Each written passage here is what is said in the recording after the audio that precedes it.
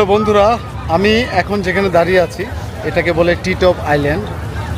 টিটপ একজন রাশিয়ান ব্যক্তির নাম। ওনার সাথে ভিয়েতনামের তৎকালীন প্রেসিডেন্ট হোচিমিন দেখা করতে এসেছিলেন। হোচিমিন ওনার সম্মানার্থে এই বিচটাকে নাম দিয়েছেন টিটপ আইল্যান্ড। এখানে আমার ওয়াইফ এবং ছেলে পানিতে নেমেছে।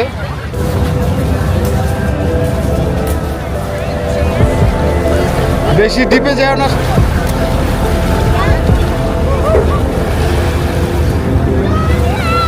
ছবি তুলে দাও।